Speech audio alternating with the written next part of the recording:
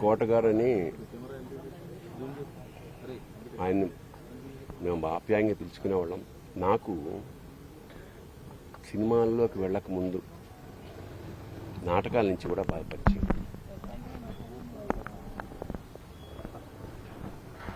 ఆయనతో కలిసి నాటకాలు వేసిన వాడిని నేను.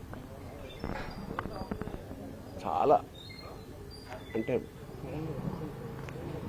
ఒక కమిట్మెంట్ తోటి తప్పన ఉండేది విపరీతంగా. అంటే సినిమా యాక్టర్ అవుదాం అని ఎప్పుడు అనుకోలేదు. బట్ నాటకాల్లో బ్యాంక్లో పనిచేస్తున్నప్పుడు ఒక మధ్యతరగతి ఇంట్లోంచి బయలుదేరిన అతని ప్రయాణం అంచెలంచెలుగా one of the best villains of Telugu industry. సరే, మామూలుగా సరదాగా మాట్లాడుకునే వాళ్ళు. కోటగారి నేచర్ ప్రకారం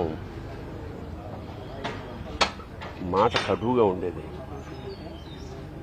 సరే, చిన్నప్పటి నుంచి నాకు తెలిసిన వ్యక్తి కాబట్టి పెద్ద పట్టించుకునేవాళ్ళం కాదు. ఎన్నో విషాదాల్ని దాటుకుంటూ మహోన్నత శిఖరానికంటే యావత్ భారతదేశం అతన్ని గుర్తించింది. తమిళ, హిందీ ఇండస్ట్రీ కూడా అలా ఒక అనుకున్నది సాధించాడు.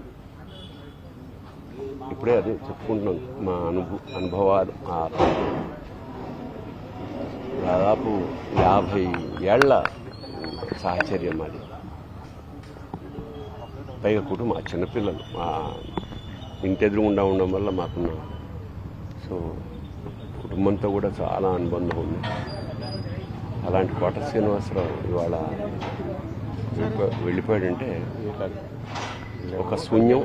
కోట శ్రీనివాసరావు గారి స్థానం మాత్రం ఇంకెవరు పూరించలేరు, అది సత్యం.